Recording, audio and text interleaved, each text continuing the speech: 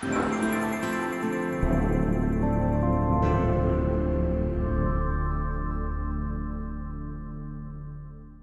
mentioned earlier, Natalia, that you've written on the Pope and the part he played in the agreement that was reached with Cuba. Mm-hmm.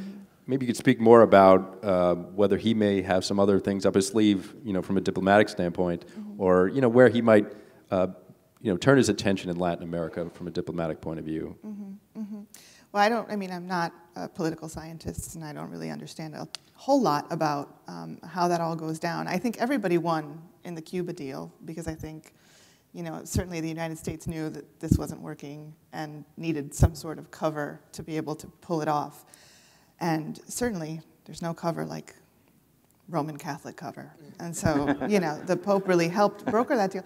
But I also think, I had a professor in graduate school who taught us about the parable of the widow's mite, and how, the widow gave very little, but proportionally she gave the most because she had the least. And his whole thing was, why did Jesus know that story? And it was because of where he had chosen to sit outside the temple. We see different things depending on our location, right? The only reason Jesus saw that act, which was an anonymous act of great sacrifice, is because of where Jesus chose to position himself. And I think that Pope Francis has chosen to position himself on the side of the poor. He cares about what they care about, and that is a pro-life issue for him. Poverty, the throwaway culture, the way we disregard people's very real suffering, especially in places of great plenty. So I think that if he does get involved in diplomatic things like the Cuba thing, he did that to alleviate people's suffering. I just saw a picture of Paris Hilton in Cuba launching something or other. And I'm sorry. Yeah, I am too.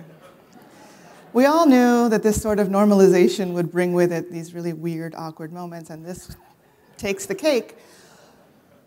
But I think when Americans think about Cuba, we think about cigars and salsa and fun, and what we don't see is the real suffering that is going on outside of Havana, people with no food and not really running water and electricity only sporadically. This is what Pope Francis is addressing when he wants the embargo to end. He doesn't want us to get like cigars and rum, right? He's looking at real poverty, abject poverty, and saying this has to change, and if governments have the power to do that, we should do that. And so my thought is that his diplomacy isn't motivated so much by a desire to sort of be a political power play guy. That doesn't seem to be his personality.